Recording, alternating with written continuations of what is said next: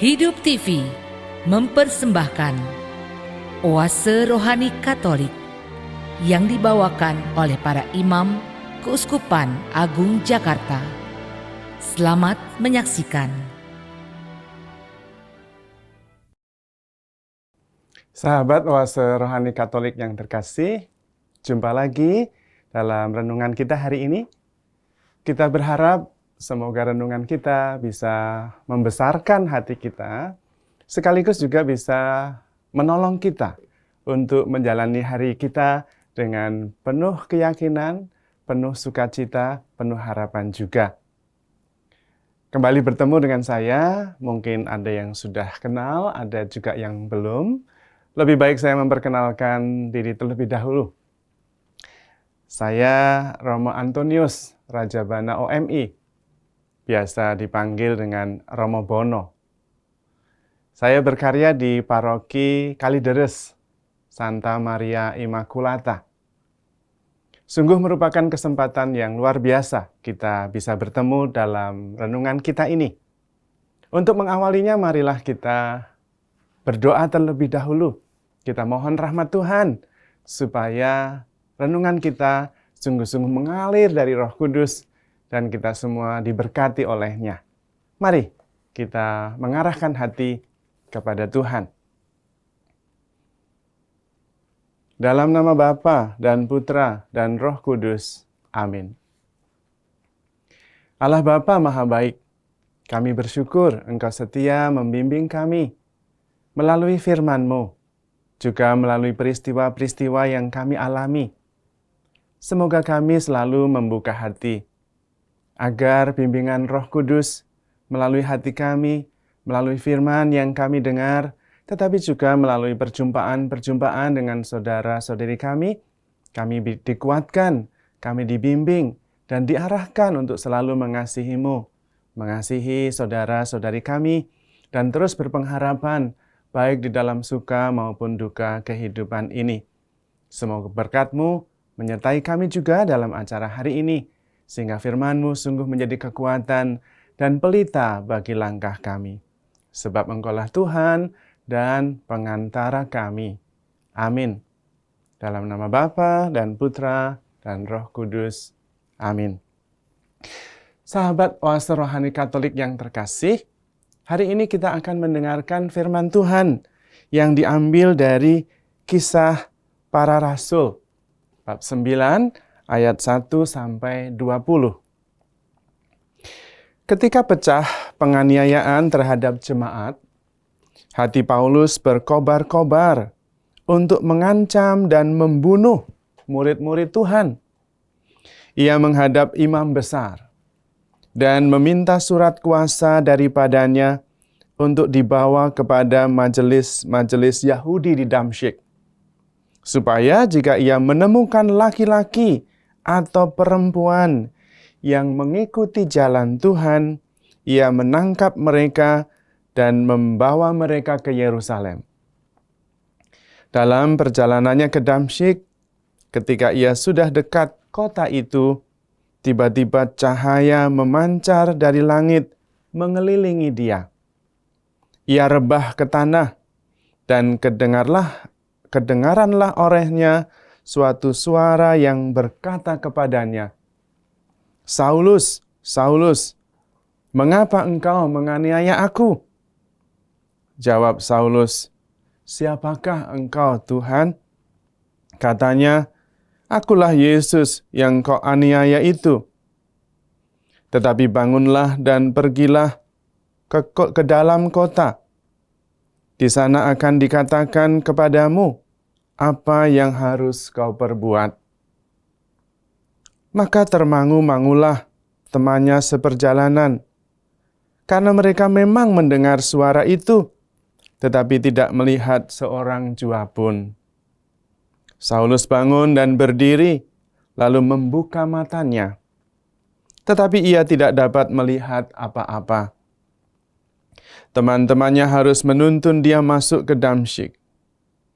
3 hari lamanya Saulus tidak dapat melihat, dan 3 hari lamanya ia tidak makan dan tidak minum. Di Damsyik ada seorang murid Tuhan bernama Ananias. Firman Tuhan kepadanya dalam suatu penglihatan. "Ananias," jawabnya, "Ini aku, Tuhan." Firman Tuhan, "Pergilah ke jalan yang bernama Jalan Lurus, dan carilah di rumah Yudas, seorang dari Tarsus yang bernama Saulus. Ia sekarang berdoa, dan dalam suatu penglihatan ia melihat bahwa seorang yang bernama Ananias masuk ke dalam dan menumpangkan tangannya ke atasnya, supaya ia dapat melihat lagi." Jawab Ananias, "Tuhan, dari banyak orang telah kudengar tentang orang itu, betapa banyak kejahatan yang dilakukannya terhadap orang-orang kudus-Mu di Yerusalem. Dan ia datang kemari dengan kuasa penuh dari imam-imam kepala untuk menangkap semua orang yang memanggil nama-Mu." Tetapi firman Tuhan kepadanya, "Pergilah, sebab orang ini adalah alat pilihan bagiku untuk memberitakan namaku kepada bangsa-bangsa lain, kepada raja-raja dan orang-orang Israel. Aku sendiri akan menunjukkan kepadanya betapa banyak penderitaan yang harus ia tanggung oleh karena namaku." Lalu pergilah Ananias ke situ dan masuk ke rumah itu. Ia menumpangkan tangannya ke atas Saulus. Katanya, "Saulus, saudaraku, Tuhan Yesus yang telah menampakkan diri kepadamu di jalan yang engkau lalui, telah menyuruh aku kepadamu, supaya engkau dapat melihat lagi dan penuh dengan Roh Kudus." Dan seketika itu juga, seolah-olah ada selaput gugur dari matanya, sehingga Saulus dapat melihat lagi. Saulus bangun, lalu dibaptis. Dan setelah ia makan, pulihlah kekuatannya. Saulus tinggal beberapa hari bersama-sama dengan murid-murid di Damsyik. Ketika itu juga ia memberitakan Yesus di rumah-rumah ibadat dan mengatakan bahwa Yesus adalah Anak Allah. Demikianlah sabda Tuhan. Syukur kepada Allah. Sahabat Oase Rohani Katolik yang terkasih, kita mendengar dari kisah tentang Saulus, bagaimana dia mendapatkan penglihatan sekaligus pengalaman yang membuatnya bertobat. Ada yang menarik di sini yang bisa kita pelajari. Dari bacaan yang kita dengar nampak jelas bahwa Tuhan punya rencana atas hidup kita, hidup Anda dan saya. Artinya apa? Artinya hidup kita itu tidak autopilot. Ada penyelenggaraan ilahi. Ada rencana Tuhan. Nampak sekali itu dari kisah yang baru saja kita dengar tentang Saulus. Kenapa bisa nampak? Karena jelas kontrasnya. Semula Saulus itu dengan kuasa penuh dari imam-imam kepala mau menangkap, mau memenjarakan, mau menghukum murid-murid Tuhan Yesus. Tetapi malah dia yang menjadi rasul besar. Nah, Tuhan sendiri mengatakan, orang ini adalah alat pilihanku untuk mewartakan kabar sukacita Injil kepada bangsa-bangsa dan seluruh bangsa Israel. Nah, itu dia.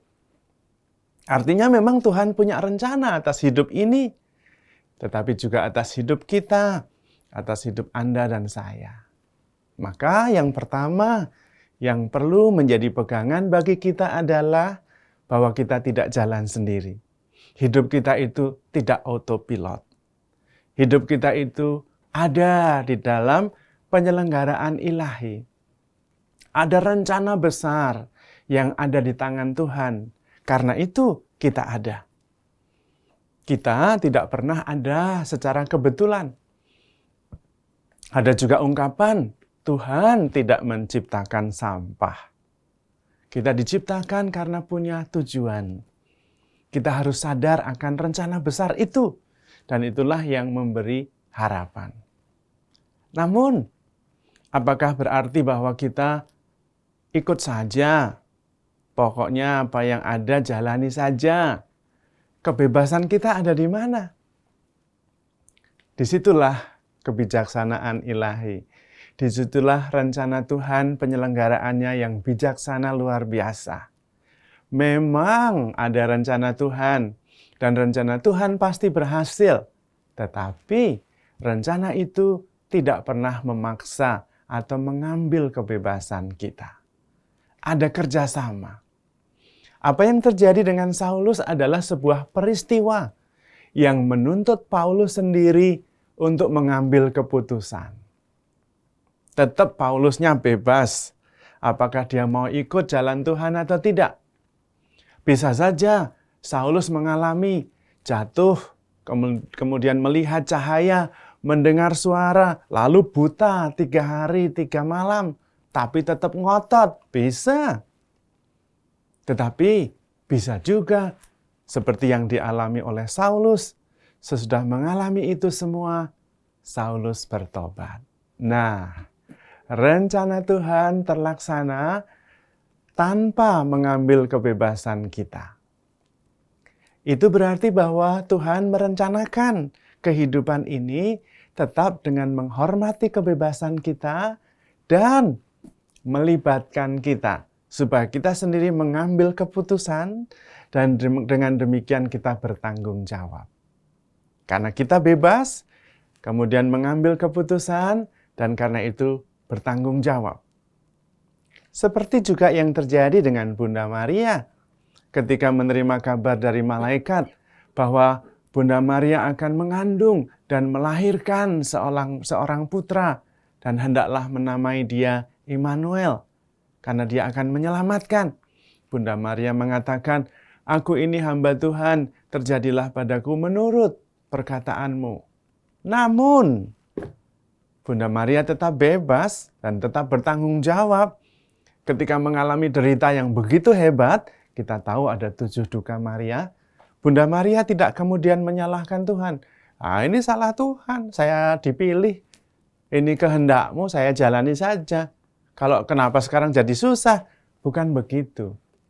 Ketika mengambil keputusan, itu adalah keputusan bebas dari pihak kita, dan kemudian karenanya kita bertanggung jawab. Sama dengan Saulus. Bahkan Tuhan ketika memberitahu kepada Ananias, sudah ditambahkan. Nanti dia juga akan mengalami penderitaan yang besar demi namaku. Tetapi Saulus tetap mengambil itu. Karena itulah panggilan dari Tuhan. Tetapi panggilan dari Tuhan itu menuntut jawaban yang tegas dari pihak kita. Berdasarkan kebebasan, berdasarkan pilihan yang jelas. Disitulah kemudian muncul tanggung jawab. Meskipun Tuhan yang berinisiatif, Tuhan yang memanggil, tetapi jawaban sepenuhnya ada pada kita. Dan kalau kita menjawabnya, berarti kita juga harus bertanggung jawab. Karena kita yang memilih untuk menjawab itu. Jawabannya ada 2 pilihan. Bisa ya, bisa tidak. Peristiwa panggilan adalah panggilan. Tetapi tanggung jawab dalam menjawab ada pada kita. Kita bisa belajar banyak dari peristiwa Saulus ini. Yang berikutnya adalah bahwa karya roh itu tidak bisa dihentikan. Unstoppable. Sudah rencana panjang. Sudah rencana yang jelas, terstruktur, resmi. Saulus berangkat menuju ke Damsyik. Tetapi bisa berubah begitu saja. Semuanya karena Tuhan punya rencana besar. Dan meskipun ada halangan, bahkan dihalangi oleh pribadi maupun lembaga, tetapi rencana Tuhan akan tetap terlaksana. Dan itu yang terjadi dalam hidup kita. Kita bisa mendengar sejarah tentang nubuat Tuhan Yesus. Sudah dinubuatkan sejak manusia jatuh pertama kali dalam dosa. Beribu-ribu abad sebelumnya. Dan menempuh waktu perjalanan yang lama sekali. Mengalami jatuh bangun, mengalami ketidaksetiaan bangsa Israel. Sejak zaman Musa, bangsa Israel yang tidak taat, terus-menerus menggerutu, peristiwa menyangkal Tuhan, peristiwa tidak taat itu terus terjadi.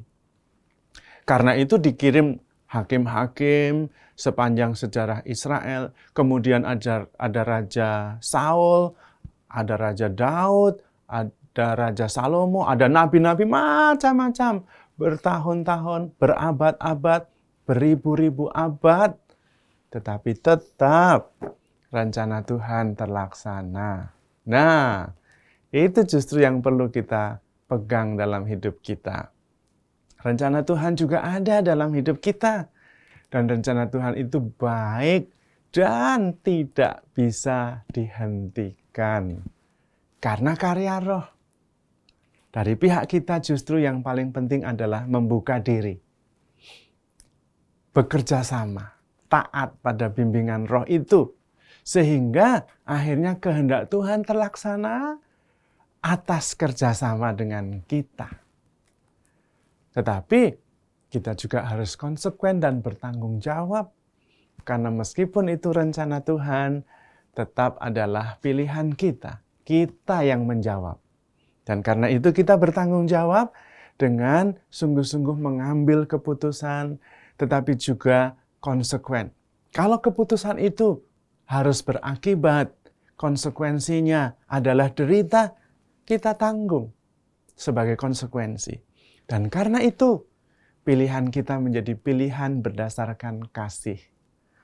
Karena mengasihi Allah, karena kita bebas bertobat, maka saya ikhlas seandainya dalam mengasihi Allah itu, saya harus menderita.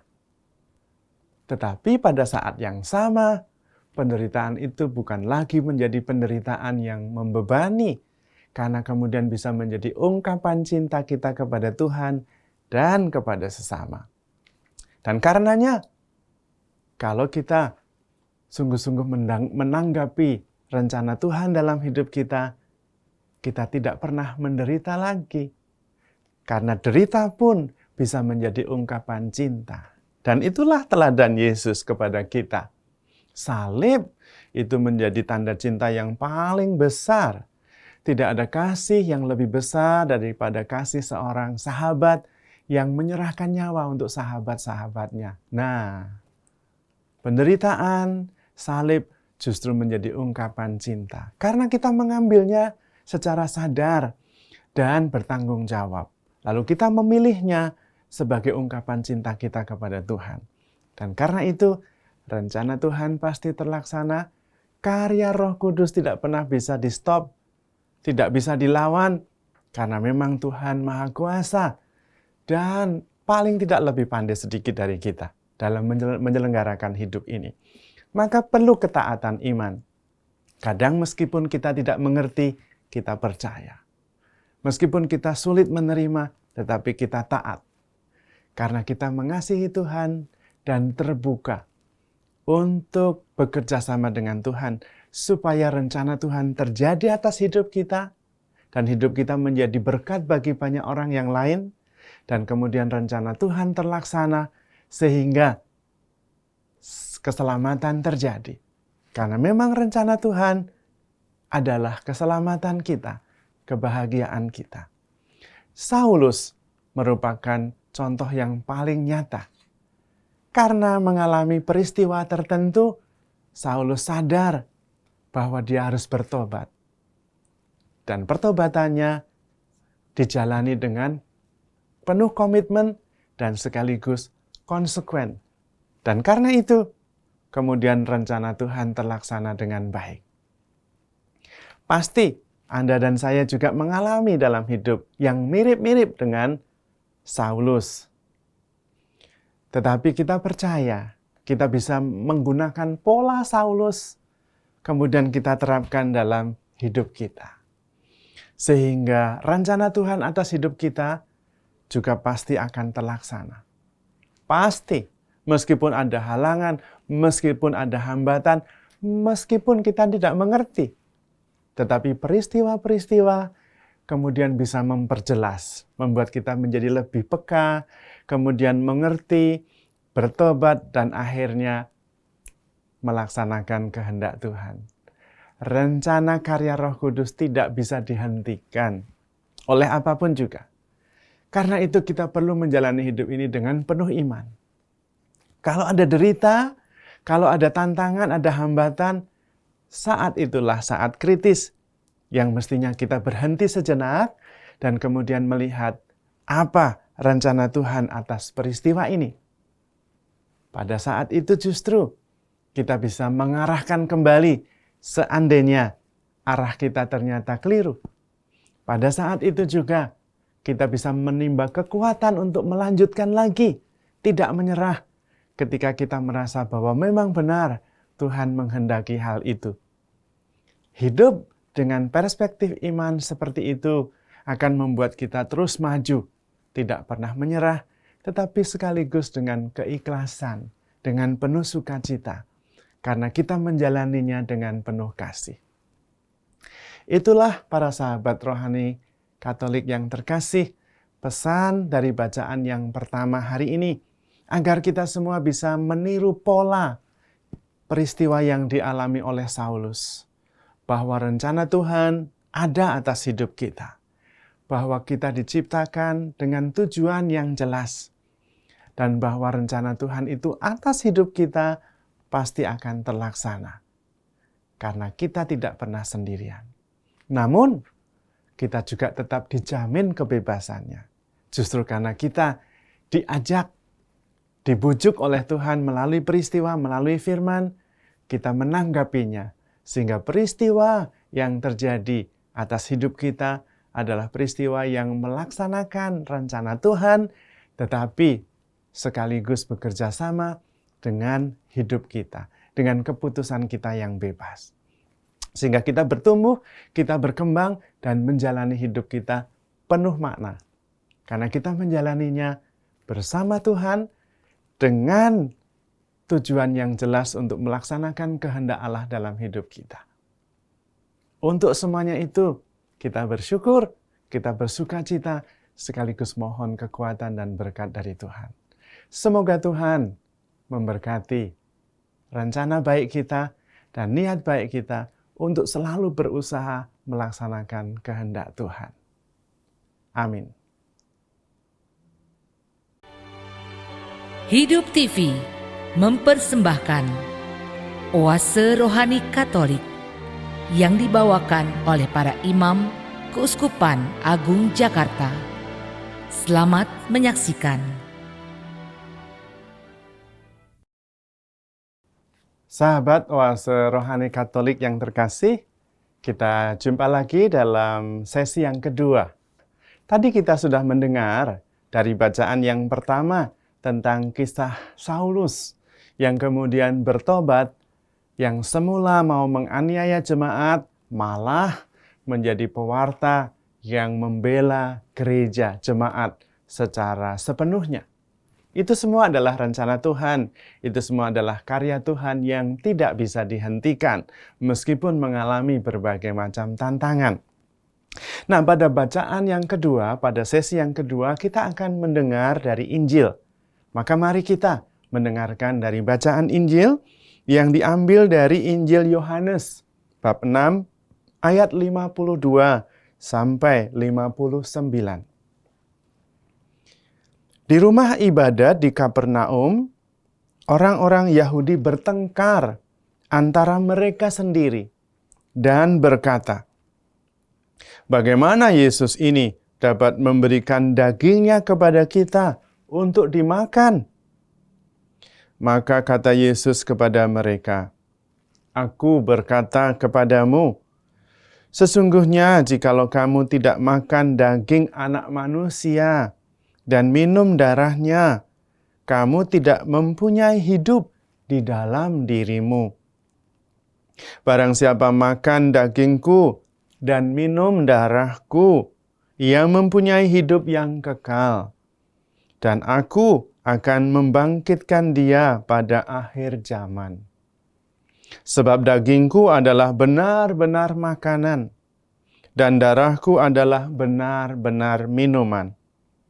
Barang siapa makan dagingku dan minum darahku, ia tinggal di dalam aku, dan aku di dalam dia. Sama seperti Bapa yang hidup mengutus aku, dan aku hidup oleh Bapa. Demikian juga barang siapa memakan aku, akan hidup oleh aku. Akulah roti yang telah turun dari surga, bukan roti seperti yang dimakan nenek moyangmu, dan mereka telah mati. Barang siapa makan roti ini, ia akan hidup selama-lamanya. Semuanya ini dikatakan Yesus di Kapernaum ketika ia mengajar di rumah ibadat. Demikianlah Injil Tuhan. Terpujilah Kristus. Sahabat Oase Rohani Katolik yang terkasih, bacaan ini sebetulnya ada kelanjutannya singkat. Saya mau menyampaikan saja, karena ini konteksnya penting. Kelanjutannya adalah bahwa mulai saat itu banyak murid-murid yang meninggalkan Yesus. Karena ajaran ini keras. Lalu Petrus sendiri ditantang oleh Tuhan Yesus. Apakah engkau tidak mau pergi juga? Dan Petrus mengatakan tidak. Padamu ada sabda kehidupan. Artinya apa? Artinya bahwa ajaran ini sulit diterima. Ketika Yesus mengajarkan tentang hendaklah kalian mengasihi, hendaklah kalian mengampuni 7 kali 7, it's okay, masih bisa diterima. Ketika Yesus mulai mengajar tentang memperbanyak roti, wah, pengajarannya penuh kuasa, menyembuhkan orang sakit, bisa diterima. Bahkan ketika Yesus mulai mengusir pedagang di bait Allah, masih bisa diterima. Meskipun sulit. Tetapi ajaran yang satu ini sulit sekali. Apa sih itu? Ya, ajaran yang kita dengar. Makan daging, minum darah. Lah, itu kan kanibalisme. Sulit diterima. Bagaimana bisa makan daging dan minum darah manusia? Makan daging dan minum darah Yesus. Itu bukan simbol. Bukan lambang, bukan. Karena mereka kemudian pergi. Dan Yesus menegaskan kembali, barang siapa makan tubuhku akan hidup oleh aku, barang siapa minum darahku akan hidup, mempunyai hidup yang kekal, barang siapa tidak minum, tidak makan, tidak ada hidup. Itu benar-benar. Dan karena itu mereka pergi. Kalau hanya simbol ya mungkin mereka nggak pergi. Itu simbolis lah. Tuhan Yesus mengatakan hal itu. Tidak, bukan simbol. Memang nanti berupa sakramen. Ketika pada waktu hari Kamis Putih perjamuan terakhir, Tuhan Yesus sebelum menyerahkan nyawa besok harinya, Tuhan Yesus memang kemudian mengangkat tubuh dan darahnya. Inilah tubuhku, makan. Nah, di situ. Lalu menjadi sakramental. Bukan simbol, sakramen itu real. Itu adalah representasi tubuh Kristus. Karena itu dalam Ekaristi Tuhan Yesus jelas mengatakan, inilah tubuhku, makan supaya aku hidup di dalam kamu. Inilah darahku, minum supaya aku hidup di dalam kamu. Di dalam diri kita mengalir tubuh Tuhan, mengalir darah Tuhan, bukan simbol. Yesus tidak mengatakan, makanlah roti ini sebagai simbol diriku. Tidak, jelas. Kata-kata itu jelas. Maka disebut dalam perayaan Ekaristi, kata-kata institusi. Kata-kata yang menegaskan itu menjadi institusi yang tetap. Inilah tubuhku, lalu menjadi tubuh Kristus. Inilah darahku, lalu menjadi darah Kristus. Sabda Yesus menjadikannya seperti yang dimaksud oleh kata-kata itu. Dan itulah yang kemudian memang sulit diterima. Karena memang kita bisa memperoleh hidup kalau di dalam diri kita ada sang hidup itu sendiri. Dan siapakah sang hidup? Ya Yesus sendiri. Pada kesempatan lain Tuhan Yesus mengatakan, akulah jalan, akulah kebenaran dan hidup. Yesus adalah sang hidup. Maka kalau kita tidak memakan tubuhnya, meminum darahnya, tidak ada kehidupan di dalam diri kita. Karena makan tubuh Kristus, minum darah Kristus, membuat kita satu dengan Tuhan. Karena itu disebut dengan komunio. Bersama-sama menjadi satu. Komunio. United, become one.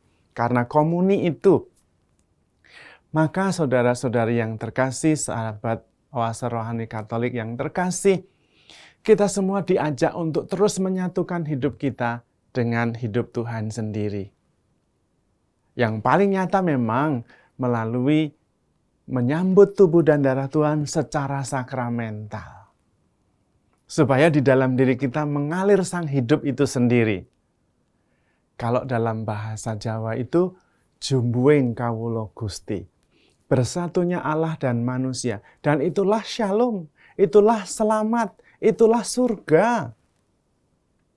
Surga itu ketika Allah dan manusia menjadi satu.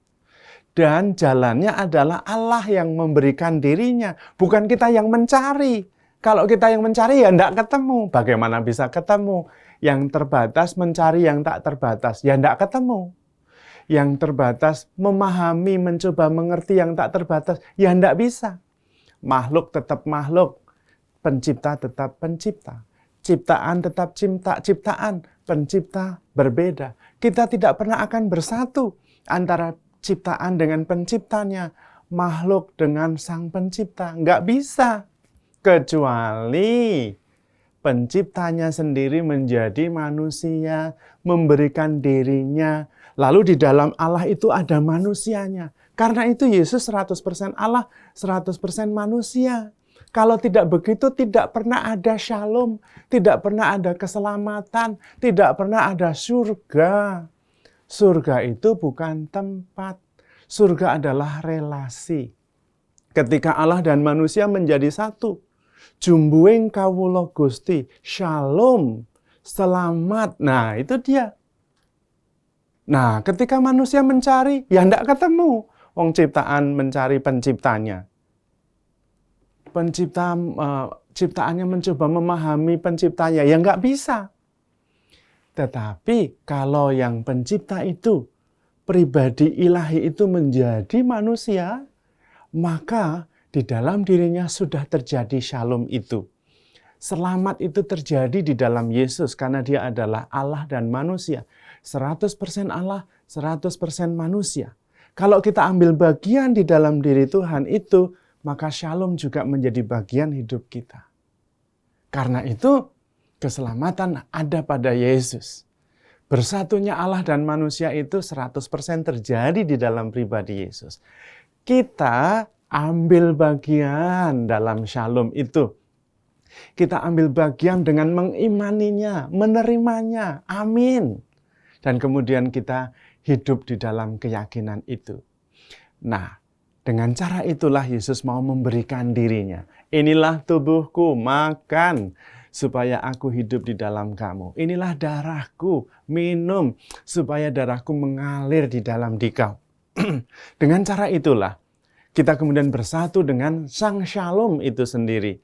Disitulah terjadi jumbuing kawula Gusti. Allah dan manusia bersatu dan keselamatan terlaksana. Namun tidak mudah dipahami oleh bangsa Israel pada zaman itu. Karena itu banyak orang yang kemudian salah paham. Bagaimana mungkin Yesus ini memberikan dagingnya untuk dimakan, memberikan darahnya untuk diminum. Lalu mereka mulai pergi, terlalu berat. Hanya Petrus, syukur kepada Tuhan, Petrus tidak pergi. Sehingga kita bisa mengenali dan akhirnya mengerti yang dimaksudkan adalah bahwa di dalam Tuhan Yesus ada keselamatan Dan karena dengan ambil bagian di dalam keselamatan itu, kita juga memperoleh keselamatan yang sama. Maka menjadi penting sekali seluruh gereja pada dasarnya sakramen-sakramen adalah menjaga kesatuan itu. Ekaristi, jelas. Komunio disebut kita bersatu karena ambil bagian dalam tubuh dan darah Kristus. Di dalam diri kita mengalir darah Yesus sendiri, mengalir sang hidup itu sendiri, dan kita ambil bagian, bersatu. Tetapi yang menarik adalah tubuh Kristus yang dipecah-pecahkan itu adalah kita. Karena akhirnya siapa tubuh Kristus itu? Ya gerejanya. Gereja itu siapa? Bukan gedung, tapi Anda dan saya. Orang-orang yang percaya kepada Kristus bersatu, itulah tubuh Kristus. Dan kalau Kristus memecah-mecahkan tubuhnya untuk dibagi-bagi, itu artinya kita juga harus membagi-bagikan diri kita. Memberikan diri kita menjadi makanan bagi yang lain. Karena di dalam diri kita mengalir tubuh Kristus, mengalir darah Yesus. Dan karena itu keselamatan bisa untuk semua orang. Karena kita sendiri menjadi tubuh Kristus yang dipecah-pecahkan. Bukan lagi sekedar sakramen roti yang menjadi tubuh Kristus, tetapi kita, pribadi-pribadi kita, yang ketika kita memberikan diri, dibagi-bagi untuk mengasihi, kita membawa shalom itu kepada semakin banyak orang. Karena itu, sekarang menjadi tugas kita semua, untuk sungguh-sungguh bisa menjadi roti yang dipecah-pecahkan, menjadi tubuh Kristus yang dibagi-bagi, dan kemudian menjadi keselamatan bagi banyak orang. Tetapi tadi saya mengatakan, seluruh sakramen gereja intinya menjaga supaya kita bersatu dengan Kristus. Karena itulah shalom. Ekaristi sudah, tetapi juga pembaptisan. Kalau kita dibaptis itu artinya kita disatukan dengan kematian Kristus, supaya kita juga disatukan dengan kebangkitannya. Nah, sakramen baptis menjaga kesatuan kita dengan Kristus. Sakramen pengampunan dosa sama.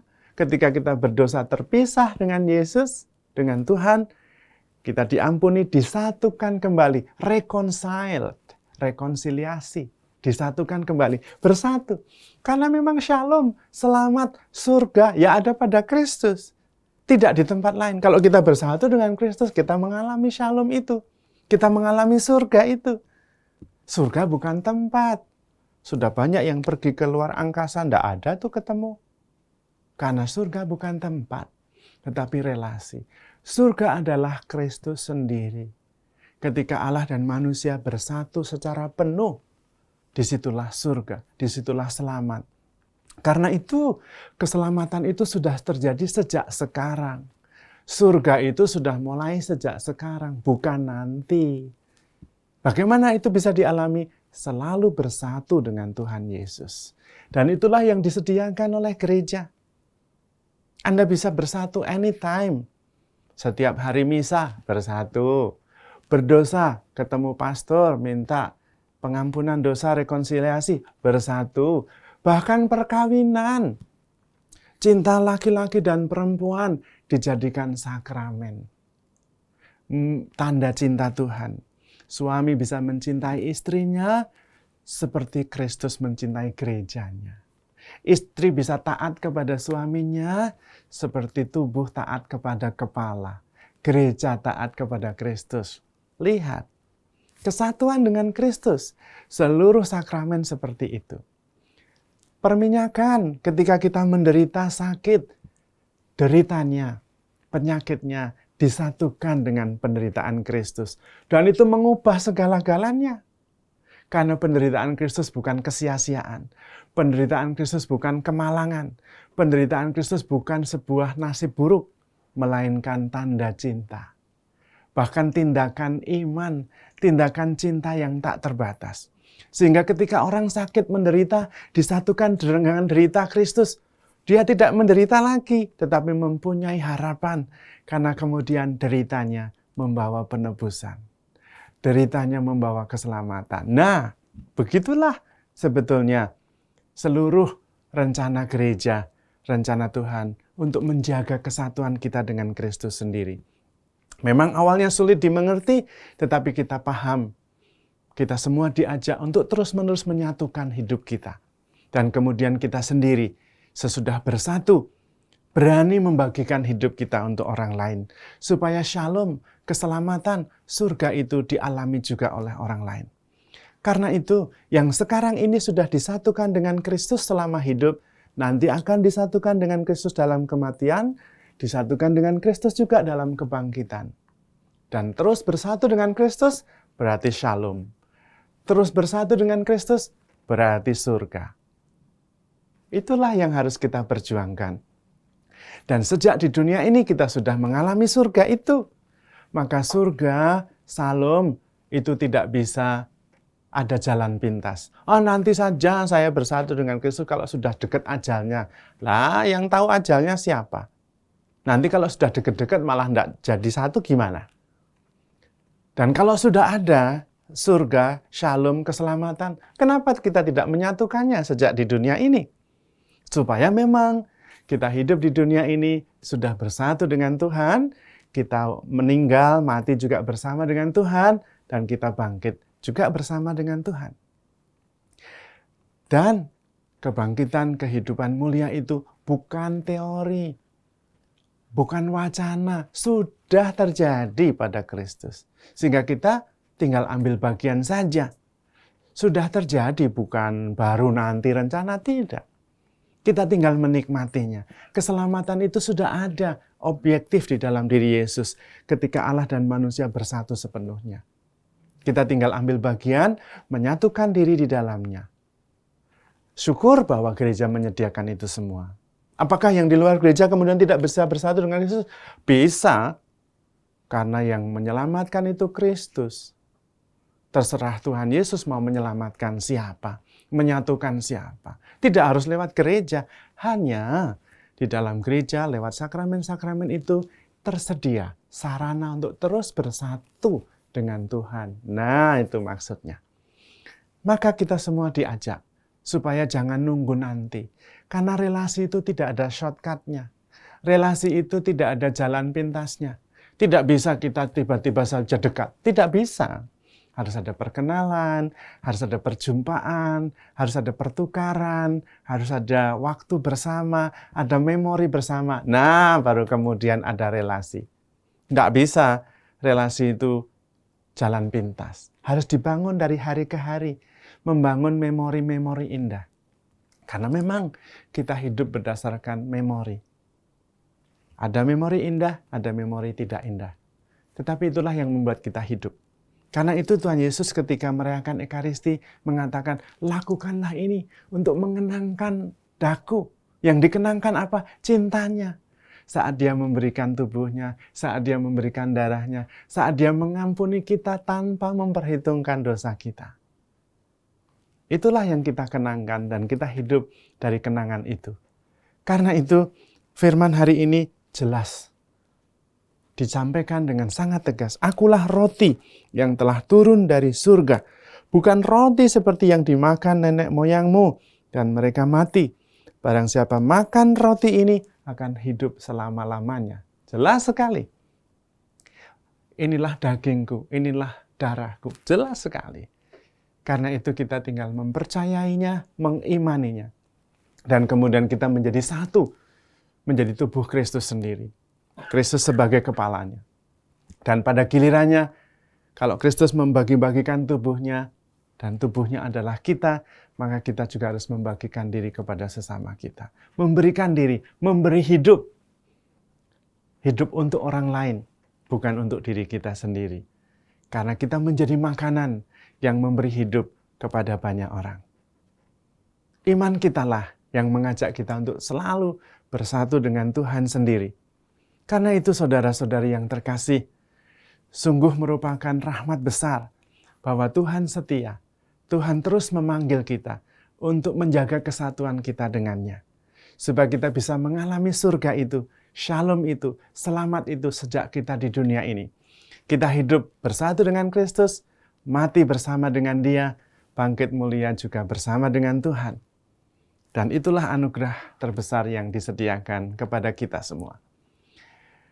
Sahabat Oase Rohani Katolik yang terkasih, kita sudah sampai penghujung acara kita. Kita sudah tahu bahwa rencana Tuhan begitu indah, pasti akan terlaksana, nampak dalam hidup Paulus. dan juga dalam hidup kita. Dan rencana Tuhan itu sungguh-sungguh indah karena keselamatan ada pada Kristus. Sesudah dinanti sekian lama, berabad-abad terlaksana pada Kristus, supaya kita bisa hidup bersama Kristus, wafat bersama Tuhan, bangkit bersama Dia dengan mulia juga. Karena itu mari kita menerimanya, mengimaninya dengan penuh sukacita, dan mewartakannya seperti Paulus. Sehingga hidup kita merupakan rencana Tuhan. Hidup kita menjadi salah satu dari bagian dari puzzle di mana Tuhan ingin menyelamatkan semua bangsa, semua orang. Kita ambil bagian di situ, ikut bertanggung jawab dengan penuh sukacita, dengan penuh kegembiraan, sambil menikmati keselamatannya itu sendiri. Sehingga shalom, selamat, surga sudah kita alami sejak kita di dunia ini. Berbahagialah kita yang percaya, kendati tidak melihat. Sahabat Oase Rohani Katolik yang terkasih, sesudah kita merenungkan dan dikuatkan oleh firman Tuhan dari sesi yang pertama, dari kisah Saulus, dan dari bacaan Injil bagaimana Tuhan memberikan dirinya sebagai tanda cintanya, mari kita bersyukur dan memohon berkat Tuhan, supaya kita juga bisa mengalaminya, mengalami kegembiraan, mengalami keselamatan, dan membagikannya kepada saudara-saudari kita. Kita menutup pertemuan kita dengan berdoa, sekaligus menyiapkan hati untuk menerima berkat dari Tuhan. Mari kita berdoa. Dalam nama Bapa dan Putra dan Roh Kudus. Amin. Allah Bapa Maha Kasih, kami sungguh bersyukur karena firman-Mu begitu indah, menguatkan kami, meneguhkan kami, juga membimbing kami, sehingga kami tahu langkah mana yang harus kami tempuh. Semoga firman-Mu selalu menjadi pelita bagi langkah kami, dan berkat-Mu menyertai kami, sehingga kami menjalani hidup ini dengan penuh syukur dan sukacita, karena Engkau selalu menyertai kami dan menuntun kami menuju kepada tujuan yang telah Engkau rencanakan, yaitu keselamatan dan kebahagiaan mulia bersama-Mu. Kami menghaturkan segalanya dan mensyukurinya di dalam nama Yesus Kristus Putra-Mu, Tuhan dan pengantara kami. Amin. Tuhan sertamu dan sertamu juga. Semoga saudara sekalian selalu dibimbing, dilindungi, dan dilimpahi berkat Allah Tritunggal Maha Kudus, Bapa, Putra, dan Roh Kudus. Amin. Demikianlah Oase Rohani Katolik yang dibawakan oleh para imam Keuskupan Agung Jakarta. Tuhan memberkati.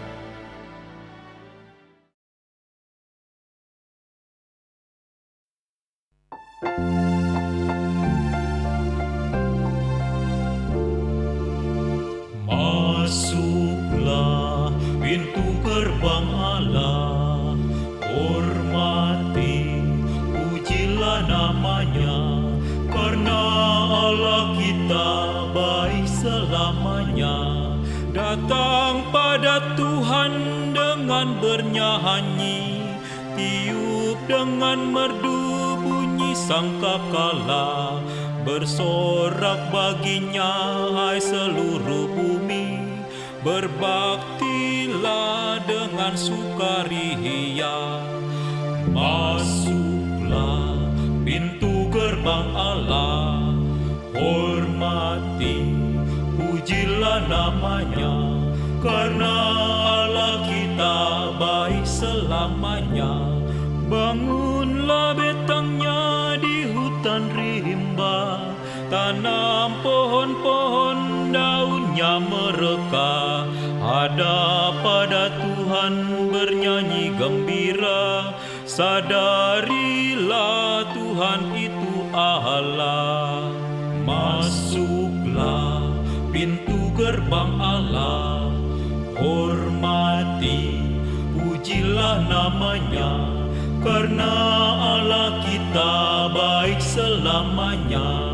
Cemara menjulang tinggi pohonnya, dahan telah patah gugurlah daunnya, Cinta kasih Tuhan kekal selamanya, setianya tetap selamanya. Masuklah pintu gerbang Allah, hormati, pujilah namanya, karena Allah kita baik selamanya.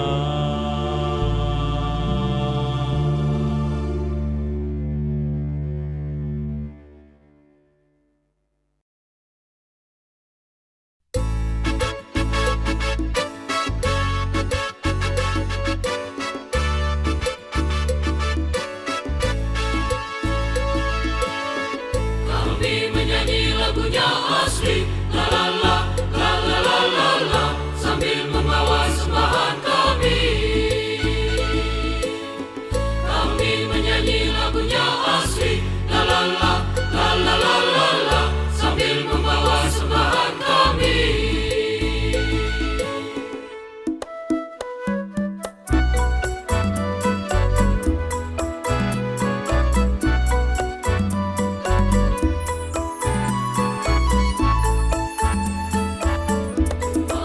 Mari kita sembahkan ke depan altar suci semua karya bakti dan abdi, karunia kasih ilahi, kasih abadi.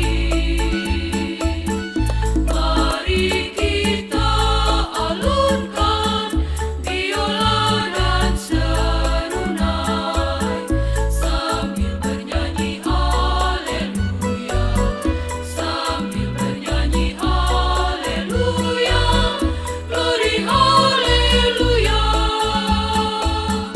Terimalah ya, terimalah bagi kreasi,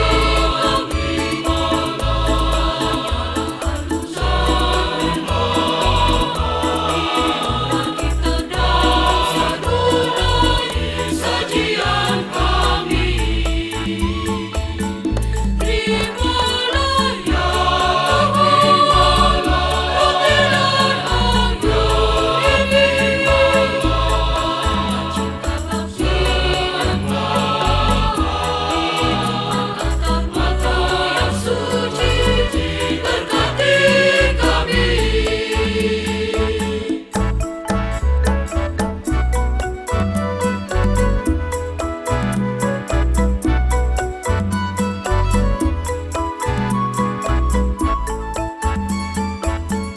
Terimalah ya, terimalah bagi kreasi, hanyalah alun-alun kita dansa tunai sajian kami. Terimalah ya, terimalah roti dan anggur ini, cinta bakti dan angkat mata yang suci, berkati kami. Terimalah ya, terimalah bagi kreasi, terimalah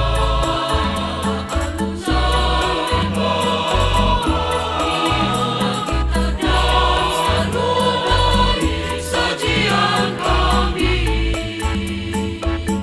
Terimalah ya, terimalah roti dan anggur ini, cinta bakti dan angkat mata yang suci, berkati kami.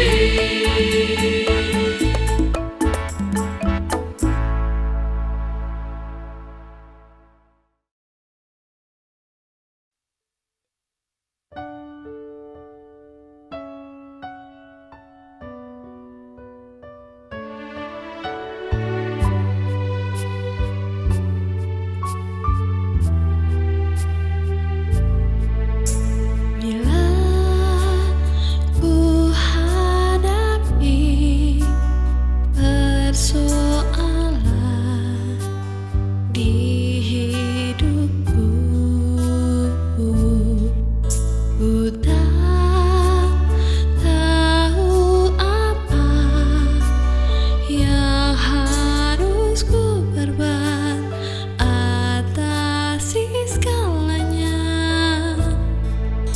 tak sanggup untuk jalan sendiri, untuk arungi kehidupan ini.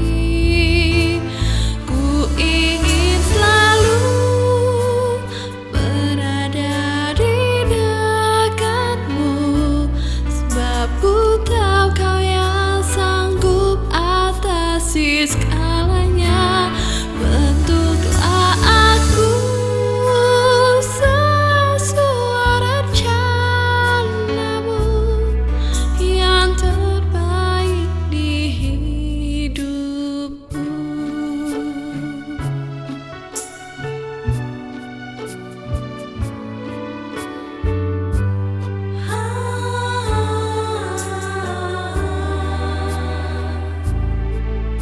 Bila ku hadapi persoalan